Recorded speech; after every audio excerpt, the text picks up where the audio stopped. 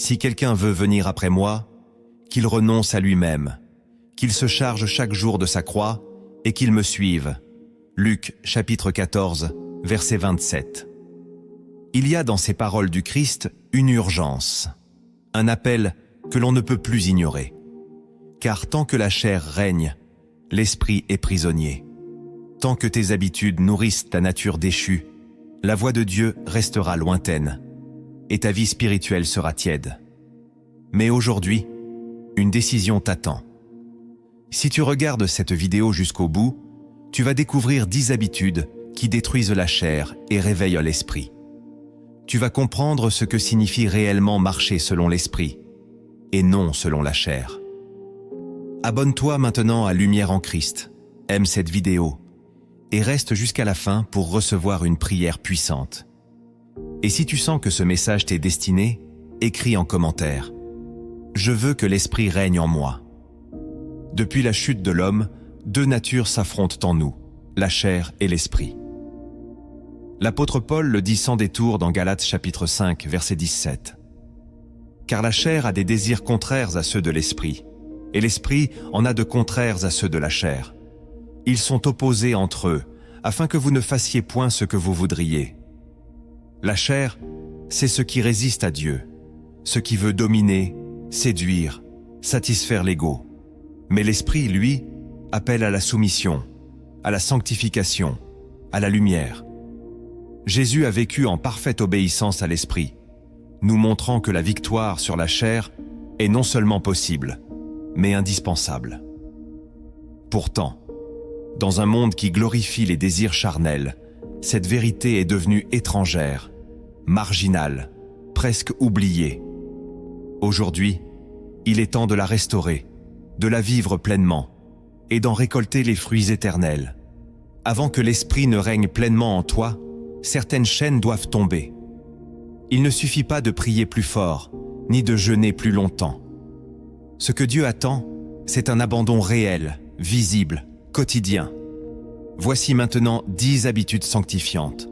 Chacune d'elles est une clé pour faire mourir la chair et réveiller l'esprit.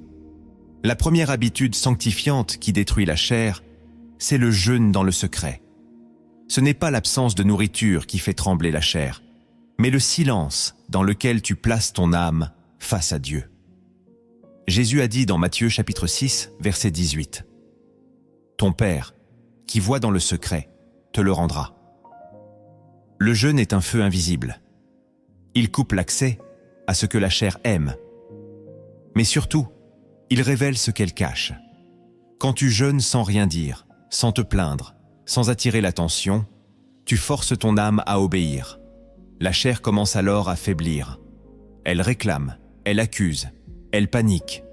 Mais plus tu restes dans le silence, plus l'esprit prend sa place. Car dans le secret, le Père descend. Il observe ton sacrifice, non pas comme un exploit humain, mais comme une offrande d'amour. Tu ne fais pas mourir la chair par la performance, mais par l'humilité. Le jeûne est une soumission volontaire. Tu refuses de nourrir ce qui te contrôle. Et dans cette posture cachée, tu rencontres une force que tu ne peux pas expliquer. L'esprit commence à parler. Il ne crie pas, il ne frappe pas. Il murmure, il révèle, il transforme. La chair, elle, déteste le silence. Elle veut parler, se justifier, se montrer. Mais toi, tu apprends à écouter. Tu n'as pas besoin que les autres sachent que tu jeûnes. Tu n'as pas besoin de l'approbation des hommes. Tu cherches la voix du Père. Et dans cette intimité, tu ressens quelque chose que la chair ne pourra jamais t'offrir. La paix qui surpasse toute intelligence. Cette habitude sanctifiante n'est pas un rituel. C'est une déclaration de guerre contre tout ce qui en toi refuse de plier devant Dieu. Si tu es fidèle dans le secret, le ciel le saura, et ton esprit, autrefois endormi, se lèvera. La deuxième habitude sanctifiante qui détruit la chair, c'est l'obéissance immédiate à la voix du Saint-Esprit. La chair aime réfléchir, hésiter, analyser, mais l'esprit t'appelle à une obéissance sans délai.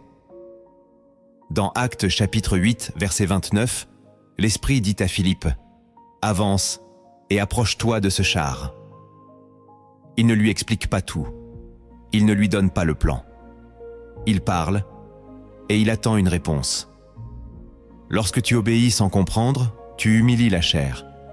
Elle veut tout contrôler, mais toi, tu choisis la foi. Cette habitude sanctifiante, c'est le choix de ne pas négocier avec Dieu. Tu n'as pas besoin d'émotion, de confirmation ou d'encouragement. Tu as entendu, alors tu agis. Cette obéissance instantanée est une gifle pour la chair. Elle déteste être bousculée. Elle aime l'attente, les justifications, les détours. Mais quand tu réponds à l'esprit avec un cœur prompt, tu ouvres une brèche pour la gloire de Dieu. L'esprit ne s'impose pas. Il se manifeste dans l'instant. Chaque fois que tu tardes, la chair reprend le pouvoir. Chaque fois que tu discutes, la foi s'affaiblit. Mais quand tu t'élances, même tremblant, même incertain, tu déclenches une autorité nouvelle. L'esprit est comme le vent. Il souffle où il veut. Il ne t'explique pas toujours pourquoi. Mais quand il parle, c'est parce qu'une âme t'attend. Une brèche s'ouvre. Un miracle est prêt. L'obéissance rapide est la signature des serviteurs qui veulent plus de Dieu et moins d'eux-mêmes. Tu n'as pas besoin de comprendre pour obéir. Tu as juste besoin d'aimer celui qui commande. Et dans cet amour, tu trouves la liberté de dire oui sans délai, même quand la chair hurle non. La troisième habitude sanctifiante qui détruit la chair, c'est le pardon silencieux. La chair veut se venger, se défendre, faire justice elle-même. Mais l'esprit pardonne sans bruit. Dans Marc chapitre 11, verset 25, Jésus dit « Et lorsque vous êtes debout, faisant votre prière, si vous avez quelque chose contre quelqu'un, pardonnez. » Le pardon n'est pas un sentiment, c'est une décision spirituelle. Tu choisis de libérer l'autre, pour être toi-même libéré. La chair te dit que tu as raison. Elle te montre les blessures, elle ravive les souvenirs, elle construit des prisons d'amertume. Mais l'esprit te dit « Relâche, ne réponds pas au mal par le mal. Ne garde pas la douleur comme un trophée. Donne-la à Dieu. » Le pardon silencieux, c'est ce moment où tu laisses tomber le poids sans que personne ne sache que tu l'as porté. Tu ne vas pas crier que tu pardonnes. Tu vas prier. Tu vas pleurer peut-être, mais tu vas bénir. Et là, dans ce choix invisible, l'esprit respire en toi. Il t'élève. Il t'éloigne du poison. Il t'entraîne vers la sainteté. La chair veut qu'on reconnaisse ta souffrance, qu'on te rende justice. Mais l'esprit veut que tu sois libre. Et tu ne peux pas être libre si ton cœur est attaché à ce que l'autre t'a fait. Cette habitude sanctifiante casse le cycle du ressentiment. Elle fait mourir en toi le besoin d'avoir raison. Elle t'ouvre à une paix que le monde ne comprend pas. Elle prépare ton cœur à recevoir plus grand. Car Dieu confie ses trésors à ceux qui n'ont plus de chaînes invisibles. La quatrième habitude sanctifiante qui détruit la chair, c'est la discipline de la bouche. La langue est une arme. Elle peut bénir ou détruire, édifier ou condamner. Jacques chapitre 3, verset 8, nous avertit « La langue, aucun homme ne peut la dompter. C'est un mal qu'on ne peut réprimer. » La chair aime parler. Elle se vante, elle critique, elle juge. Mais l'esprit apprend à se taire ou à parler avec sagesse. Cette habitude sanctifiante consiste à refuser de dire ce qui ne glorifie pas Dieu. Tu apprends à filtrer tes paroles, à peser tes mots, à ne plus répondre à la provocation. Ce que tu dis révèle ce qui règne en toi. Si ta bouche est remplie de plaintes, d'ironie ou de médisance, c'est la chair qui parle. Mais quand tu choisis le silence au lieu de la réaction, quand tu bénis au lieu de maudire, quand tu corriges avec douceur au lieu d'humilier, l'esprit est à l'œuvre. Ta langue devient un outil sacré. Tu peux détruire un lien spirituel par une seule parole. Tu peux blesser une âme pour des années avec une remarque faite dans la colère. Mais tu peux aussi restaurer, relever, guérir, en disant ce que le ciel t'inspire. La discipline de la bouche est une crucifixion quotidienne. Tu renonces à dire ce que tu ressens, pour dire ce que Dieu pense. Et chaque fois que tu choisis cette voie, tu élèves ton esprit au-dessus de la chair. La cinquième habitude sanctifiante qui détruit la chair, c'est l'adoration dans la douleur. La chair ne veut louer Dieu que quand tout va bien. Elle attend la paix, le succès, le miracle. Mais l'esprit adore même dans la vallée. Dans Actes chapitre 16, verset 25, Paul et Silas, enchaînés et battus, chantaient les louanges de Dieu. La chair aurait gémi, l'esprit a chanté. Cette habitude sanctifiante transforme tes douleurs en autel. Tu ne nies pas la souffrance, mais tu refuses qu'elle devienne ton langage. Tu fais de ta bouche un sanctuaire, même quand ton cœur saigne. Et dans ce choix, l'atmosphère change. Les chaînes tombent, le ciel descend. Tu n'adores pas parce que tu ressens. Tu adores parce que Dieu reste Dieu. L'adoration dans la douleur est une semence de gloire. Elle crie à l'enfer que tu n'es pas à vendre. Elle proclame à ton âme que la chair n'a pas le dernier mot. Et dans cet abandon, l'esprit se déchaîne. Il guérit, il parle, il marche avec toi dans la fournaise. L'adoration devient ton arme, ta délivrance, ta transformation. À ce moment précis du message, je t'invite à écrire en commentaire. Je louerai Dieu même dans la douleur. Car ce cri silencieux est une déclaration spirituelle que la chair ne comprendra jamais. La 6e habitude sanctifiante qui détruit la chair, c'est la méditation prolongée des Écritures. La chair se lasse vite. Elle veut des versets courts, des messages rapides, des promesses instantanées. Mais l'esprit se nourrit de profondeur. Psaume chapitre 1, verset 2. Mais qui trouve son plaisir dans la loi de l'Éternel et qui la médite jour et nuit? Cette habitude sanctifiante t'enseigne à t'asseoir, à rester, à écouter. Tu ne survoles plus la parole, tu y demeures. Tu ne lis plus pour cocher une case, tu lis pour mourir à toi-même. La chair résiste à cette lenteur. Elle cherche des distractions, des pensées, des excuses. Mais toi, tu reviens. Tu restes, tu plonges. Tu laisses les mots saints entrer en toi et briser les forteresses. Tu laisses la parole trancher, purifier, illuminer. Et plus tu restes, plus tu ressens. Une paix étrange, une lumière nouvelle, un feu qui grandit. Car la parole est vivante, elle est esprit et vie. Elle ne s'impose pas, elle attend ton silence. Ta chair va se débattre, elle va te dire que tu perds du temps. Mais ton esprit, lui, se réveille. Il commence à discerner, à aimer, à respirer selon le ciel. Cette habitude n'est pas pour les curieux, mais pour les affamés. Elle fait de toi un homme ou une femme de fondation, non de surface. Elle t'arrache au bruit du monde et te rend sensible à la voix de Dieu.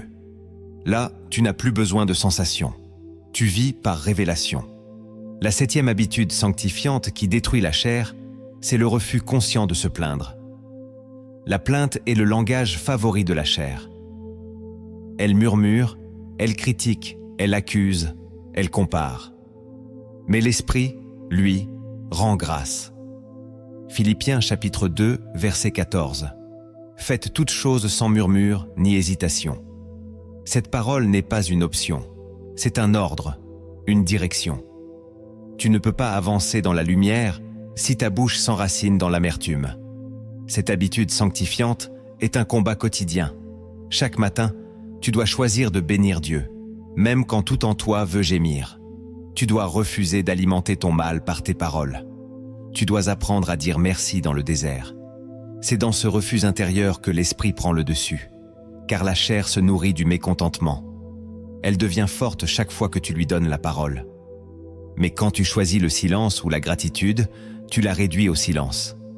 Tu brises ces mécanismes invisibles. Cette habitude ne rend pas les choses plus faciles, mais elle t'élève au-dessus d'elles.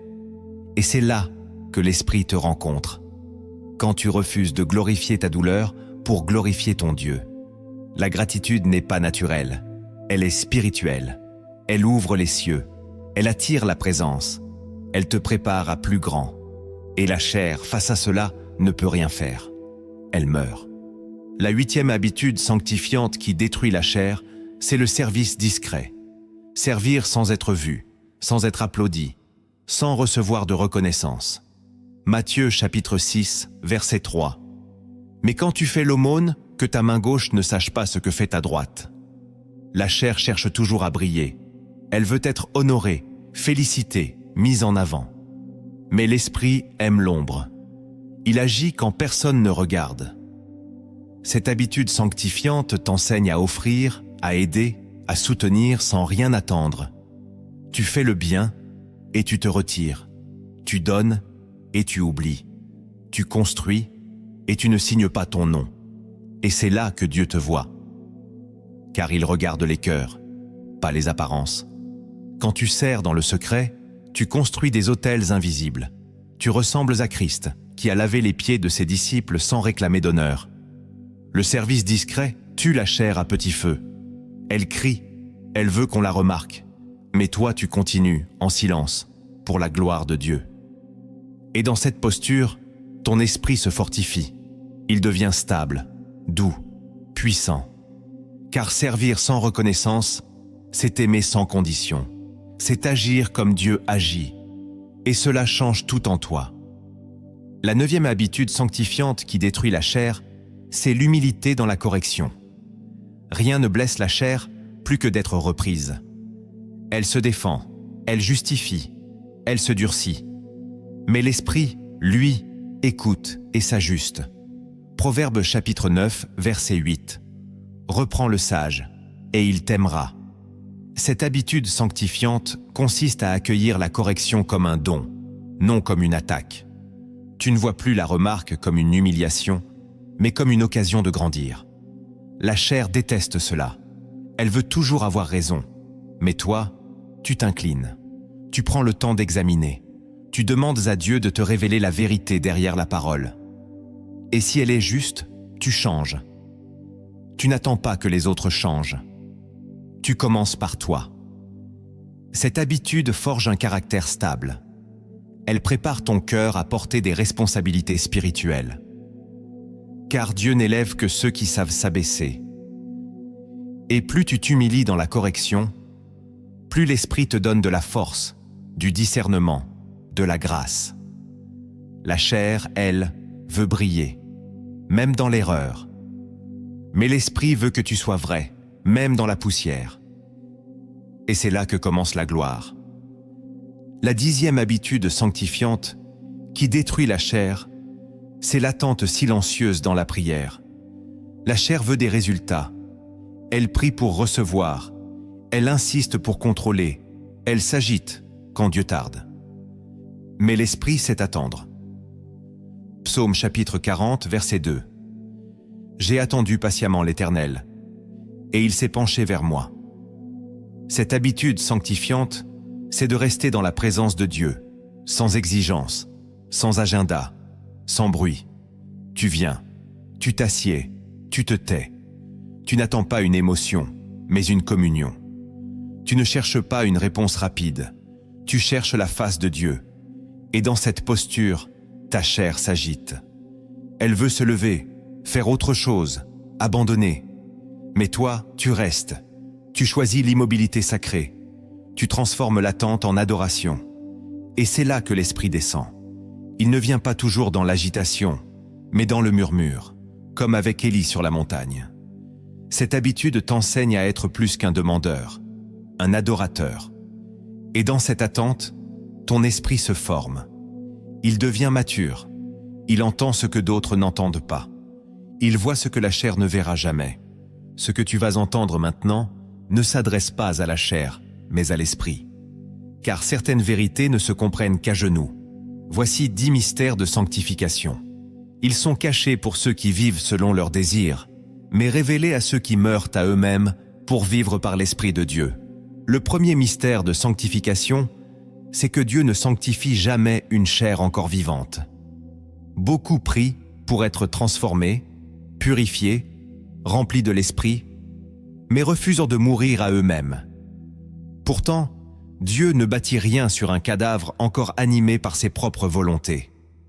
Romains chapitre 6, verset 6 nous dit « Sachant que notre vieil homme a été crucifié avec lui, afin que le corps du péché fût détruit. » La sanctification ne commence pas par des sensations spirituelles, elle commence par une crucifixion. Tant que tu vis selon tes désirs, même si tu pries fort, tu empêches Dieu d'agir profondément. Le Saint-Esprit ne sanctifie pas une volonté rebelle, Il sanctifie un cœur brisé. Ce mystère est ignoré par ceux qui pensent que fréquenter l'Église suffit à changer leur nature. Mais Dieu regarde la croix que tu portes en secret. As-tu vraiment renoncé à toi-même? As-tu accepté de mourir à ton ambition, à ton image, à ton confort? Ou restes-tu vivant pour le monde, tout en demandant l'onction du ciel? Ce mystère dérange, car il détruit les illusions. Il te rappelle que la croix n'est pas un symbole religieux, mais un lieu de mort volontaire. Si tu veux la résurrection, il te faut d'abord accepter l'ensevelissement. Et c'est là que la sanctification commence. Quand tu n'as plus rien à défendre, plus rien à prouver, plus rien à imposer. Dieu entre là où tu disparais. Son esprit règne là où ton ego a été mis à nu. Ce mystère est la porte étroite, celle que la chair refuse. Mais si tu l'acceptes, si tu te tiens devant Dieu sans masque, sans orgueil, sans volonté propre, alors le feu descend. Il brûle ce qui est impur. Il fortifie ce qui est né de l'esprit. Il façonne en toi l'image de Christ. Et c'est à ce moment précis que tu cesses d'être un croyant charnel, pour devenir un instrument sanctifié. Le deuxième mystère de sanctification, c'est que la chair peut prier, jeûner et servir, sans jamais se soumettre.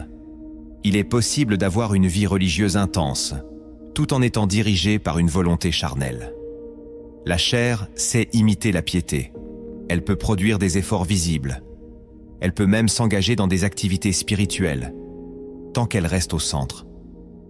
Matthieu chapitre 7, verset 22, révèle cette tragédie. « Seigneur, Seigneur, n'avons-nous pas prophétisé par ton nom ?» Et pourtant, Jésus répond, « Je ne vous ai jamais connu. » Ce mystère expose un mensonge subtil, celui qui consiste à confondre activité avec transformation. On peut servir dans l'Église, donner aux pauvres, faire des veilles de prière, tout en gardant une vie intérieure dominée par l'orgueil, la colère ou le jugement. La chair aime se rendre utile pour éviter de se rendre vulnérable. Elle fait, mais ne se laisse pas briser. Elle sert Dieu, mais refuse de lui obéir pleinement. Elle donne, mais elle contrôle. L'esprit, lui, cherche l'abandon, pas la performance. Ce mystère t'invite à examiner ta propre piété. Est-elle dirigée par un amour sincère ou par le besoin de te prouver, de te racheter, d'impressionner? La sanctification commence quand tu cesses d'agir pour mériter et que tu choisis de te laisser sanctifier sans condition. Quand tu poses tes outils, que tu déposes ta réputation, que tu arrêtes de vouloir prouver ta valeur à Dieu, alors l'Esprit te touche au plus profond. Il ne cherche pas ce que tu fais pour Dieu. Il cherche ce que tu acceptes de lui laisser. Et souvent, ce qu'il veut, c'est ce que tu veux garder. Tant que la chair agit sans obéissance intérieure, elle produit du bruit sans présence.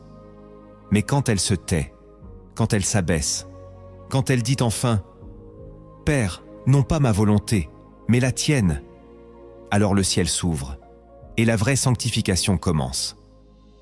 Le troisième mystère de sanctification, c'est que le feu de Dieu ne descend que sur l'autel du sacrifice. Tu peux construire des prières puissantes, aligner des versets, remplir tes journées de louanges, mais si rien ne meurt en toi, rien ne descendra. Lévitique chapitre 9, verset 24 nous dit « Le feu sortit de devant l'Éternel et consuma l'holocauste. » Le feu ne vient pas pour te réconforter, il vient pour consommer. Et ce qu'il cherche, c'est une offrande réelle. Tant que tu veux garder le contrôle de ta vie, tant que tu refuses de poser tes peurs, tes péchés, tes ambitions, il n'y a pas d'autel. Il y a des intentions, des promesses, des émotions, mais pas de sacrifice. Ce mystère est douloureux pour la chair, car il exige une dépossession radicale. Le feu de Dieu ne répond pas à tes besoins, il répond à ton abandon. Plus tu offres, plus il descend. Moïse ne pouvait pas voir la gloire sans ôter ses sandales. Abraham n'a pas vu la provision sans accepter de sacrifier son fils. Ce que tu n'oses pas poser sur l'autel est exactement ce que Dieu veut toucher. Et l'Esprit ne se répandra pas dans les zones de ta vie que tu refuses de lui livrer. Ce mystère de sanctification t'appelle à cesser de demander et à commencer à donner. Donne ton droit d'avoir raison. Donne ta réputation. Donne ton futur. mais il est sur l'autel et attend. Car quand Dieu voit un cœur prêt à tout perdre pour sa présence, il répond par le feu, et ce feu-là ne détruit pas. Il purifie, il consume la chair, mais il libère l'esprit. Il t'arrache à la tiédeur, il te rend vivant, en te faisant mourir à tout ce qui n'est pas de lui. Le quatrième mystère de sanctification, c'est que Dieu se cache dans le désert pour tuer la chair. Beaucoup fuient les saisons de solitude, de silence, de combat intérieur. Mais c'est là que Dieu travaille en profondeur. Jésus lui-même, rempli du Saint-Esprit, fut conduit dans le désert pour être tenté. Luc chapitre 4, verset 1. Ce n'est pas une erreur, c'est une stratégie divine. Le désert est un lieu de révélation et de dépouillement. Là, la chair n'a plus de distraction. Elle crie, elle lutte, elle veut revenir à l'Égypte. Mais Dieu, lui, se tait. Et dans ce silence, il façonne ton esprit. Ce mystère te révèle que les lieux secs ne sont pas des punitions, mais des laboratoires de sanctification. Ce que tu crois être un abandon est souvent un rendez-vous. Là où tu ne sens plus rien, là où les prières semblent vaines, Dieu est en train de te séparer de la chair. Il épuise ce qui est faux, il brise ce qui est orgueilleux, il met à mort ce qui n'est pas de lui. Et quand tu restes, quand tu tiens, quand tu refuses de fuir, l'esprit commence à couler. Le désert devient une école. Tu y apprends à vivre sans reconnaissance, sans émotion, sans visibilité. Tu y apprends à être avec Dieu, et Dieu seul. Et c'est cela la sanctification. Être dépouillé jusqu'à ce qu'il ne reste que l'essentiel. Ton oui, ton abandon, ta foi nue. Là, la chair se tait et l'esprit se lève. Le cinquième mystère de sanctification, c'est que Dieu ne sanctifie que ce qui est exposé. Tant que tu caches tes faiblesses, tes luttes, tes blessures, tu empêches l'esprit de les toucher. Proverbe, chapitre 28, verset 13. Le dit clairement, « Celui qui cache ses transgressions ne prospère point. » La chair veut toujours camoufler. Elle maquille le péché, justifie la peur, travestit les intentions. Mais l'esprit, lui, agit dans la lumière. Ce mystère t'invite à sortir de l'ombre, à confesser, à ouvrir, à montrer ce que tu as toujours caché. Non pas à tout le monde, mais à Dieu, et parfois à un frère mûr, une sœur spirituelle. Car ce qui reste dans l'obscurité devient un nid pour la chair. Mais ce que tu exposes avec un cœur brisé devient un lieu de guérison. La sanctification commence quand tu dis « Seigneur, voilà ce que je suis, voilà ce que je vis, je ne veux plus me cacher. » Et là, l'Esprit descend, non pas pour te condamner, mais pour te laver, non pas pour t'exposer, mais pour t'élever. Ce mystère est une clé. Celui qui cache reste prisonnier. Celui qui avoue devient libre. Et dans cette liberté, la chair perd son pouvoir. Le sixième mystère de sanctification, c'est que la chair ne supporte pas l'humiliation, mais l'esprit s'y révèle. Dieu permet parfois des situations où tu es abaissé, incompris, écarté, voire méprisé. Non pour te punir, mais pour exposer ce qui en toi résiste encore à la croix. 2 Corinthiens chapitre 12, verset 9. Ma grâce te suffit, car ma puissance s'accomplit dans la faiblesse. Ce mystère dérange la chair. Elle veut être reconnue. Elle cherche toujours un peu de gloire. Mais l'esprit ne s'active que lorsque la vanité s'effondre. L'humiliation n'est pas une fin, c'est une épreuve sainte. Ce n'est pas la main des hommes qui t'abaisse. C'est souvent la main de Dieu qui permet que la terre te rejette afin que le ciel te façonne. Là, dans les larmes que tu caches, dans le silence après une injustice, dans l'oubli après un effort, l'Esprit t'enseigne à ne plus chercher ta valeur dans le regard des autres. Il te rappelle que ton identité ne vient pas des applaudissements, mais de la croix. Ce mystère t'invite à ne pas fuir l'humiliation, mais à y discerner un creuset sacré. Plus tu acceptes de perdre ce que la chair chérit, plus l'Esprit te façonne. Il ne bâtit pas des trônes de poussière, il bâtit des temples vivants. Et parfois, pour qu'un cœur devienne temple, il faut qu'il soit d'abord brisé. Le septième mystère de sanctification, c'est que la croix que tu refuses de porter devient la porte que tu ne franchiras jamais. La sanctification n'est pas une option spirituelle, c'est un chemin étroit. Luc chapitre 14, verset 27. Et quiconque ne porte pas sa croix et ne me suit pas, ne peut être mon disciple. Ce mystère révèle une réalité que la chair est. Tu ne peux pas avancer dans l'esprit si tu refuses ta croix. Cette croix n'est pas la souffrance que tu choisis, mais celle que Dieu t'attribue pour briser en toi ce qui s'oppose à lui. C'est peut-être une relation, une situation, un renoncement précis que tu repousses. Mais ce que tu fuis, c'est là que Dieu veut te transformer. La croix n'est pas là pour t'écraser, mais pour t'aligner. Elle te vide de toi-même pour te remplir de sa nature. Chaque croix refusée devient un retard spirituel. Chaque croix portée avec foi devient une révélation de puissance. Et si ce message parle à ton cœur, partage cette vidéo. Quelqu'un a besoin de comprendre que sa croix n'est pas une punition, mais une opportunité de sanctification. Le 8e mystère de sanctification, c'est que le Saint-Esprit ne remplit pas un cœur partagé. Il ne peut pas cohabiter avec la chair sur le trône de ton âme. Matthieu chapitre 6, verset 24. Nul ne peut servir deux maîtres. Ce mystère t'appelle à un choix radical. Tu ne peux pas prier avec puissance et vivre dans la compromission. Tu ne peux pas chercher la face de Dieu tout en nourrissant des désirs impurs, des pensées égoïstes, des habitudes secrètes.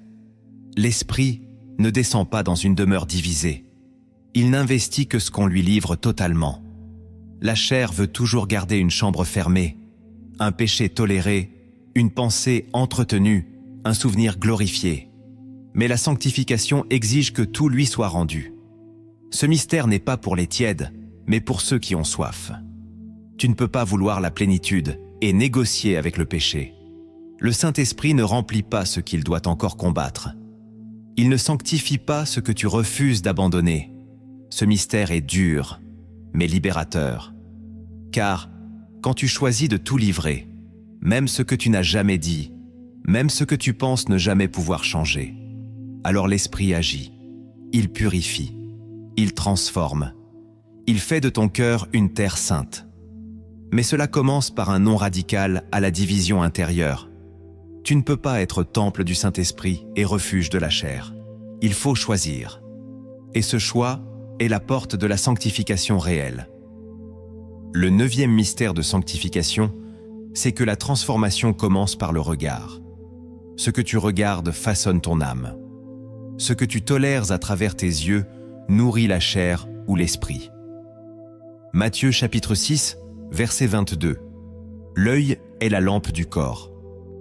Ce que tu regardes en secret, ce que tu laisses entrer dans ton imaginaire, dans ton quotidien, dans tes écrans, agit comme une semence. La chair se nourrit des images de peur, de désir, d'orgueil, de comparaison. L'esprit, lui, se nourrit de la parole, de la louange, de la contemplation de Dieu. Ce mystère révèle un levier que beaucoup ignorent. La sanctification commence dans le silence de ton regard. Chaque choix visuel alimente une atmosphère intérieure. Si tu veux tuer la chair, commence par changer ton regard. Détourne-le du mal. Oriente-le vers la lumière. Fixe-le sur Jésus. L'Esprit te rendra capable de discerner ce qui autrefois semblait normal, mais qui aujourd'hui pollue ton feu intérieur. Ce mystère t'appelle à sanctifier tes yeux pour sanctifier ton esprit. Le 10e mystère de sanctification, c'est que la parole que tu proclames façonne ton identité spirituelle. Beaucoup vivent sanctifiés extérieurement, mais leur bouche continue de confesser la défaite, la peur, la culpabilité. Proverbe chapitre 18, verset 21. La mort et la vie sont au pouvoir de la langue. Ce mystère t'enseigne que la sanctification ne se limite pas à ce que tu refuses, mais aussi à ce que tu proclames. Chaque parole que tu déclares alimente la chair ou l'esprit. Si tu répètes sans cesse « Je suis faible, je n'y arriverai jamais. Dieu est loin », tu invites la chair à gouverner ton atmosphère. Mais si tu proclames « Je suis une nouvelle créature, L'Esprit de Dieu vit en moi, je suis plus que vainqueur. Alors ton âme s'accorde à la vérité du ciel. La sanctification passe aussi par ta bouche. Elle devient une arme, un sceau, un acte prophétique. Ce mystère t'invite à surveiller tes déclarations. Parle comme un sanctifié, même si tout en toi tremble encore. Déclare la parole de Dieu sur ton âme, sur tes pensées, sur ton corps. Et ce que tu proclames avec foi, l'Esprit le fera vivre en toi. La chair ne disparaît pas par des intentions, mais par des actes concrets. Chaque transformation commence quand tu poses un geste inspiré par l'Esprit. Voici maintenant 10 actes de réveil intérieur. Chacun est une clé vivante.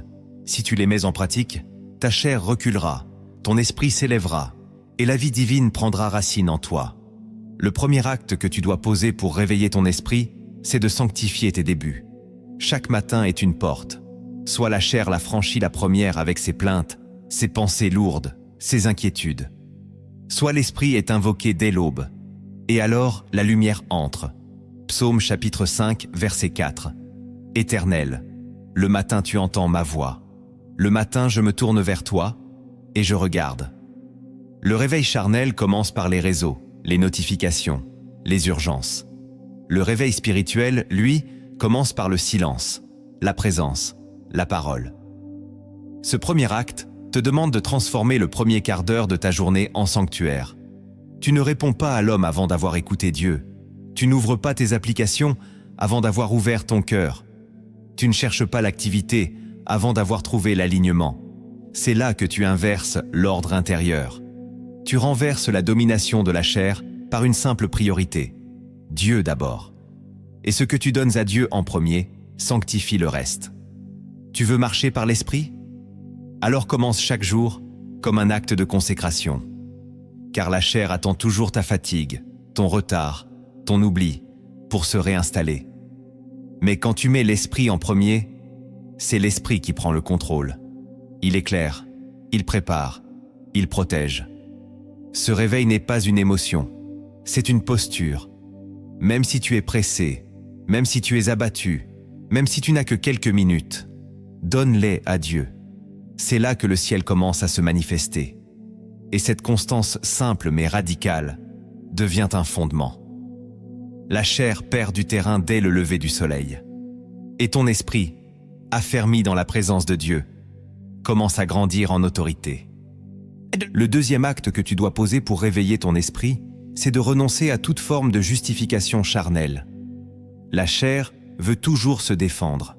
Elle veut avoir raison, s'expliquer, convaincre. Mais l'esprit ne s'appuie pas sur ta version des faits.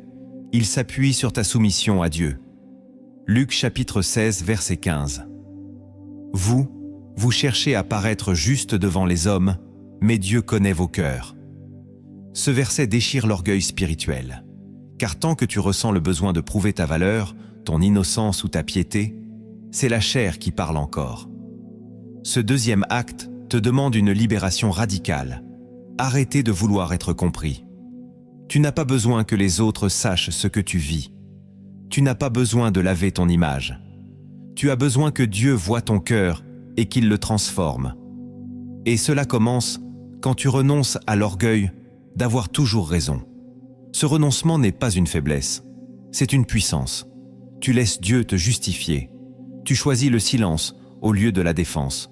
Tu acceptes d'être jugé, mal vu, rejeté, sans chercher à rétablir la vérité par toi-même. Et dans cet abandon, ton esprit prend le dessus, car tu ne combats plus avec les armes de la chair. Tu laisses Dieu gérer ce que toi tu ne peux pas changer. Et là, l'esprit t'accorde une paix surnaturelle. Tu n'es plus dépendant des opinions humaines. Tu vis pour Dieu seul. Et cette liberté, la chair ne peut ni la comprendre, ni la supporter. Tu es entré dans une autre dimension, celle du repos spirituel. Le troisième acte que tu dois poser pour réveiller ton esprit, c'est de refuser les atmosphères qui nourrissent ta chair. Tu ne peux pas être fort dans l'esprit si tu vis entouré de voix, d'images, de musique, de discours qui excitent ta nature déchue. Proverbe chapitre 13, verset 20. Celui qui fréquente les sages devient sage, mais celui qui se plaît avec les insensés s'en trouve mal. La chair se fortifie dans certaines ambiances, celles où Dieu est absent, celles où l'âme s'endort, celles où la parole se contredit. Ce troisième acte te demande de faire un tri courageux.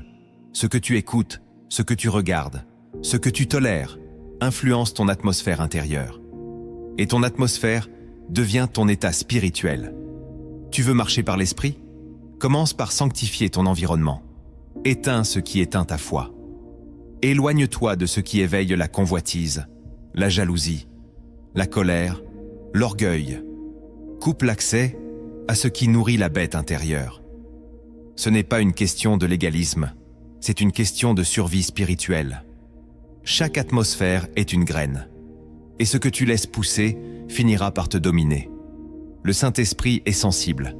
Il ne cohabite pas avec la légèreté, la souillure, la moquerie. Il cherche un cœur sanctifié, un lieu préparé, une atmosphère qui l'honore. Si tu veux réveiller ton esprit, commence par purifier ce qui entre dans ta maison, dans tes oreilles, dans ton cœur. Le quatrième acte que tu dois poser pour réveiller ton esprit, c'est de libérer ton cœur de toute attente charnelle. La chair fonctionne par calcul. Elle veut des résultats, des preuves, des confirmations immédiates. Mais l'esprit travaille dans la foi nue, sans condition, sans échéance. Hébreux chapitre 11, verset 1. Or la foi est une ferme assurance des choses qu'on espère, une démonstration de celles qu'on ne voit pas.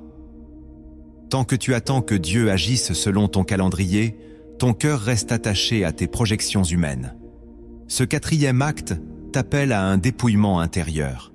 Faire confiance à Dieu même quand rien ne change, même quand tout semble figé. Tu ne cherches plus un signe, tu cherches sa présence. Tu ne demandes plus qu'il fasse vite, tu lui demandes qu'il te rende stable. La foi qui réveille l'esprit n'est pas impatiente. Elle est enracinée dans la connaissance de Dieu. Tu ne le suis pas pour ce qu'il donne, tu le suis pour ce qu'il est. Et dans cette confiance sans attente visible, l'esprit grandit. Il te fortifie. Il t'élève au-dessus du doute, au-dessus des circonstances. La chair, elle, crie pour obtenir. Mais l'esprit apprend à adorer dans l'absence. Et c'est là que Dieu agit. Pas pour répondre à tes caprices, mais pour forger ton être intérieur selon sa volonté. Le cinquième acte que tu dois poser pour réveiller ton esprit, c'est d'oser prier jusqu'au tremblement. La chair prie par habitude. Elle connaît les mots, les versets, les formules. Mais l'esprit gémit. Il prie avec profondeur, avec feu, avec douleur parfois. Romains chapitre 8, verset 26. L'esprit intercède par des soupirs inexprimables. Ce cinquième acte te pousse à sortir des prières superficielles. Tu dois oser t'approcher de Dieu jusqu'à ce que ta voix cède la place à ton âme. Prier jusqu'à ce que les mots ne suffisent plus. Prier jusqu'à ce que ton être entier soit saisi par la présence. C'est dans ces moments que la chair recule. Elle ne supporte pas la prière brûlante. Elle veut des limites, elle veut finir vite. Mais l'esprit veut te briser, te vider, t'embraser. Tu n'as pas besoin d'être éloquent. Tu as besoin d'être vrai. Pleure si tu dois pleurer. Crie si tu dois crier. Tais-toi si Dieu te saisit. Ce n'est pas le volume qui compte, c'est la profondeur. La prière qui fait trembler ta chair est celle qui réveille ton esprit. Et cette prière, Dieu l'exauce toujours. Le sixième acte que tu dois poser pour réveiller ton esprit, c'est de confesser avec précision ce que la chair a construit en toi. Beaucoup confessent leurs péchés de manière vague. « Seigneur, pardonne mes fautes. » Mais l'Esprit demande une confession lucide, ciblée, sans phare. Proverbe chapitre 28, verset 13. Le dit clairement. Celui qui cache ses transgressions ne prospère point, mais celui qui les avoue et les délaisse obtient miséricorde. Ce que tu ne nommes pas reste vivant. Ce que tu caches se renforce. La chair opère dans le flou. Elle veut rester dans les zones grises, entre l'aveu partiel et le déni silencieux. Mais l'esprit t'appelle à la transparence radicale. Nommer ta peur, ton orgueil, ton addiction, ton ressentiment. C'est arracher les racines invisibles qui t'empêchent d'avancer. Ce sixième acte demande du courage. mais aussi une fin de pureté. Tu ne te caches plus derrière les apparences. Tu ne protèges plus ton image. Tu regardes en face ce que Dieu veut déraciner. Et dans cette confession précise, l'onction descend. La guérison commence. Tu redeviens vrai. Tu reviens dans la lumière. La chair recule devant la vérité dite avec larmes. Et ton esprit, libéré de ce que tu taisais, commence à respirer à nouveau.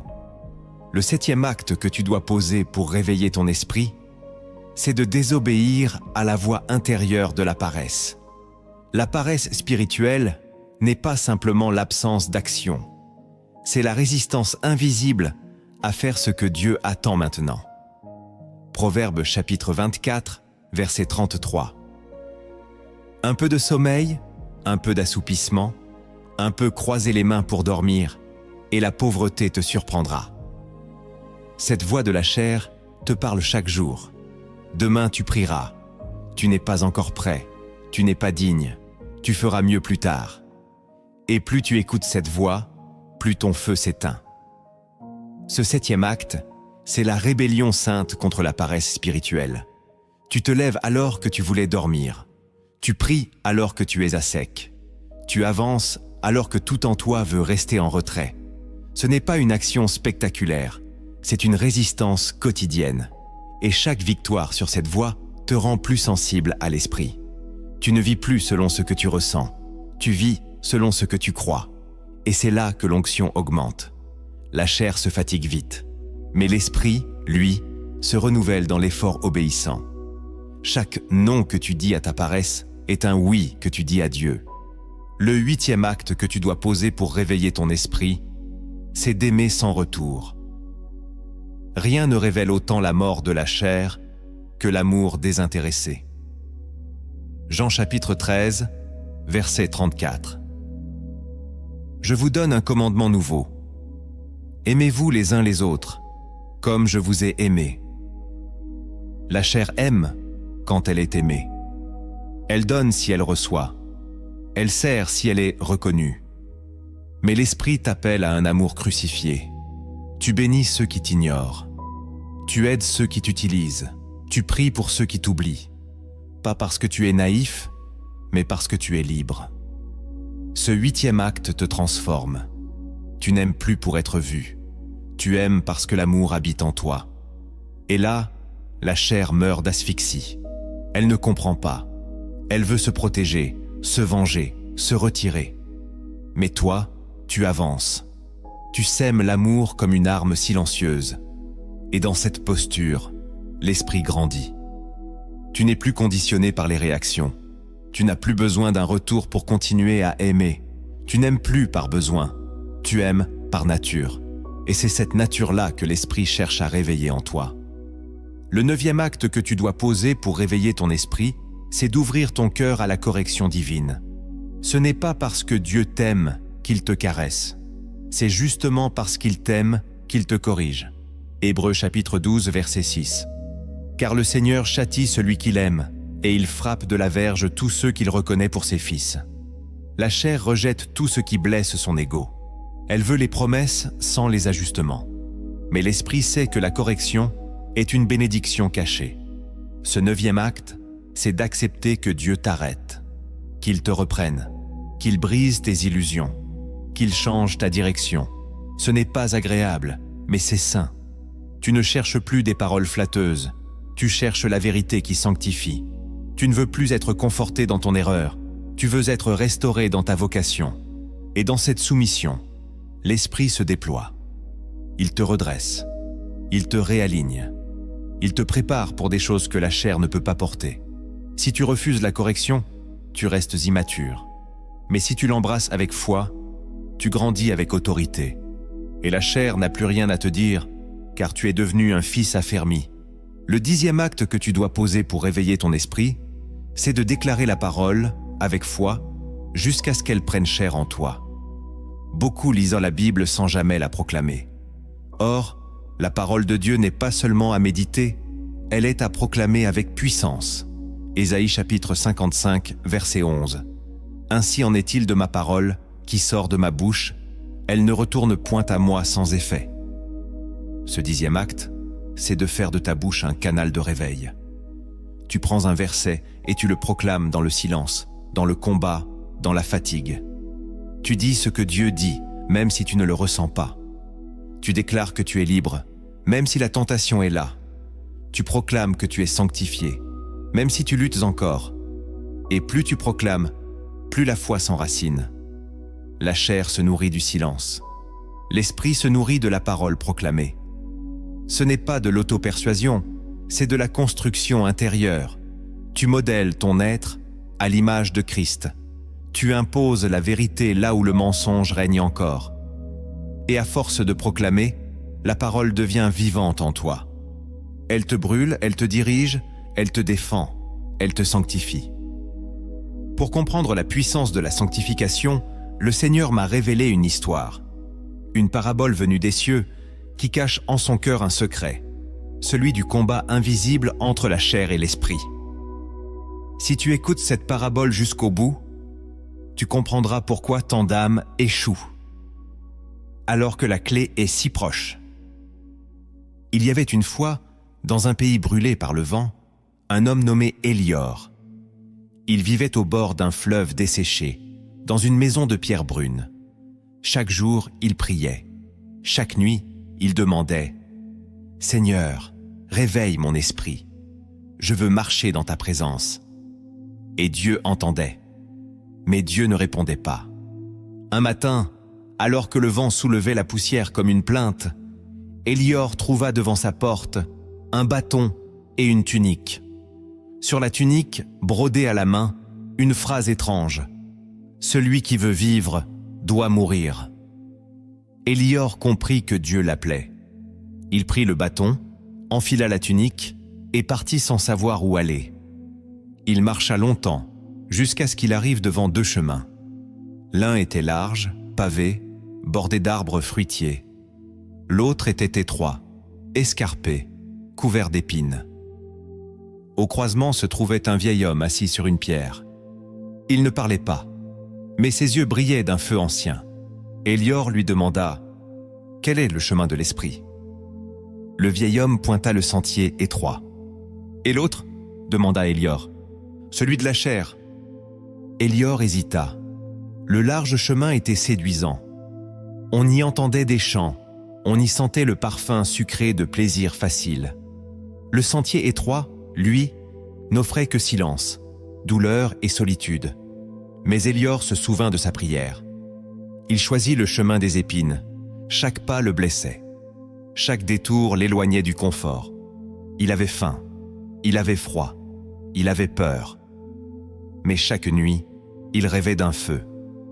Un feu qui descendait du ciel et brûlait une partie de lui, sans le détruire. Un feu qui l'allégeait. Un feu qui le faisait pleurer et rire à la fois. Au bout de 40 jours, Élior tomba à genoux. Il n'en pouvait plus. Il cria « Seigneur, j'ai obéi, j'ai souffert, mais je ne sens rien. Où es-tu » Et c'est là que le feu descendit, sans bruit, sans foudre. Il entra en lui comme un souffle. Et la voix du Seigneur lui dit « Tu m'as cherché avec ta bouche, mais maintenant, ton cœur m'appartient. Ta chair a crié, mais ton esprit a tenu. C'est cela, la sanctification. » Élior se releva. Il n'était plus le même. Son regard brillait d'une lumière que personne ne pouvait éteindre. Il retourna au village, silencieux, vêtu de la même tunique. Les gens le regardaient sans comprendre. Mais là où il passait, les cœurs se réveillaient. Non pas parce qu'il parlait, mais parce qu'il portait le feu. Cette parabole nous révèle un secret. La sanctification ne vient pas par des prières pressées, ni par des émotions spirituelles, mais par une marche longue, cachée, obéissante. Le chemin de la chair est séduisant, confortable, mais il n'a pas de fin. Le chemin de l'esprit est rude, solitaire parfois, mais il mène à la gloire. Élior n'a pas été transformé par ce qu'il a dit, mais par ce qu'il a enduré. Il n'a pas été rempli parce qu'il a crié, mais parce qu'il a tenu. Et toi, es-tu prêt à marcher dans l'étroit? Es-tu prêt à laisser le feu descendre, même si cela brûle ton orgueil, tes habitudes, tes envies? C'est à ce prix que l'esprit prend place. Pas dans le bruit, mais dans la constance. Pas dans le confort, mais dans le renoncement. Si tu veux porter le feu, il faudra d'abord traverser les épines. Tu ne peux pas vivre selon la chair et espérer voir l'esprit agir pleinement. Ces 10 actes ne sont pas des options, ce sont des seuils sacrés. Chaque pas que tu poses pour crucifier la chair ouvre une porte que le ciel attendait. Ce n'est pas un effort passager, c'est une marche quotidienne. Tu ne sanctifies pas ta vie en un jour, mais chaque jour devient une offrande. Et plus tu avances, plus tu découvres que ce n'est pas toi qui change, c'est Christ qui vit en toi. La chair s'affaiblit, là où l'obéissance grandit. L'esprit se lève, là où l'abandon devient total. Ce chemin est étroit, mais il conduit à la vie. Et ceux qui l'empruntent deviennent des flammes vivantes, des temples en mouvement, des témoins d'une réalité que le monde ne comprend pas. Si tu as entendu, ne t'arrête pas. Marchez selon l'esprit, et vous vivrez, véritablement. Maintenant que tu as entendu, il est temps de déposer. Ferme les yeux, oublie le monde, et entre dans cette prière. Ce n'est pas un texte, c'est un appel. Que chaque mot devienne une épée, que chaque souffle te purifie. Parle avec moi, et que le feu descende. Père éternel, me voici devant toi, sans masque, sans excuse, sans bruit. Je viens avec ma faiblesse, avec mes combats, avec cette chair qui me fait chuter encore, malgré les larmes, malgré les bonnes intentions. Seigneur, je t'apporte tout ce que je ne contrôle pas, tout ce qui m'alourdit, tout ce qui m'éloigne de ton esprit. Je viens avec les chaînes que j'ai moi-même nourries. Je viens avec les désirs que je n'ai pas osé crucifier. Je viens avec la fatigue, la paresse, l'orgueil, la peur, le contrôle, l'amertume, le besoin d'être vu, le besoin d'être aimé ailleurs que par toi. Je viens et je dépose. Car je ne veux plus vivre dans la confusion, dans la tiédeur, dans cette illusion d'être à moitié libre. Père, brise en moi ce qui s'oppose à toi. Je ne veux pas un simple réconfort, je veux une libération réelle. Que ton feu descende, non pour me réchauffer, mais pour me purifier. Consomme ce qui n'est pas de toi. Détruis ce qui nourrit ma chair, même si cela me fait peur. Seigneur, je t'ouvre chaque pièce de mon cœur, même celle que je croyais scellée. Viens fouiller dans mes souvenirs, dans mes alliances secrètes, dans mes pensées nocturnes. Viens mettre la lumière là où j'ai accepté l'ombre. Je t'appelle dans mes silences, dans mes blessures, dans mes habitudes. Je t'appelle dans mes relations, dans mes paroles, dans mes pensées. Saint-Esprit, je t'invite, mais pas comme un invité, comme le seul maître. Prends le contrôle. Parle plus fort que ma logique. Parle plus profond que mes émotions. Parle jusqu'à ce que ma chair se taise, jusqu'à ce que mon âme se rende, jusqu'à ce que mon esprit se lève. Je ne veux plus servir Dieu avec la bouche, mais avec le cœur. Je ne veux plus parler de sainteté sans la vivre. Je ne veux plus proclamer la croix sans y monter. Père, enseigne-moi à mourir pour apprendre à vivre. Apprends-moi à pardonner sans condition. Apprends-moi à prier sans chercher de résultat, juste pour te contempler. Apprends-moi à aimer sans retour, à donner sans bruit, à marcher sans visibilité. Rends-moi stable dans le désert, fidèle dans l'invisible, fervent dans le silence. Éloigne de moi les bruits inutiles, les voix humaines, les discours séduisants qui flattent la chair. Je ne veux pas la reconnaissance des hommes, je veux ton approbation. Parle, Seigneur, car ton serviteur écoute. Même si ce que tu dis me blesse, je l'accepterai. Même si ce que tu demandes me coûte, je l'offrirai. Je te choisis, je te préfère, je te veux. Que le sang de Jésus-Christ me lave maintenant, qu'il efface ce que la chair a construit et qu'il établisse ce que ton esprit veut bâtir. Je proclame que je ne suis plus esclave du péché, ni de mon passé, ni de mes pensées. Je suis libre, car celui que le Fils a franchi est réellement libre. Je suis à toi, corps, âme et esprit. Sanctifie mes yeux, sanctifie ma langue, sanctifie mes désirs, sanctifie mes horaires, mes relations, mes habitudes. Sanctifie mes débuts et mes fins. Sanctifie mes faiblesses pour qu'elles deviennent tes lieux de puissance. Seigneur, je ne veux plus juste croire en toi. Je veux marcher avec toi. Et pour cela, je te donne tout. Prends mon confort, prends mes plans, prends même mes rêves. Que rien en moi ne survive à ton feu, sauf ce qui glorifie ton nom. Remplis-moi, non pour que je ressente quelque chose, mais pour que je te ressemble. Rends-moi semblable à ton Fils, Jésus. Apprends-moi l'obéissance, même dans la souffrance. Apprends-moi le silence, même dans le rejet. Apprends-moi la paix, même dans le feu. Je t'appartiens, je te bénis, je t'élève, et je proclame que tout ce que tu commences, tu l'achèveras. Je suis ton œuvre. Continue, Seigneur. Continue. Amen. Si cette prière a touché quelque chose en toi, ne la garde pas pour toi seul. D'autres vivent le même combat. D'autres ont besoin de ce feu. Envoie cette vidéo à quelqu'un qui doit faire mourir sa chair et réveiller son esprit. Et écris en commentaire « Je choisis la croix, pas le confort », car c'est là que tout commence.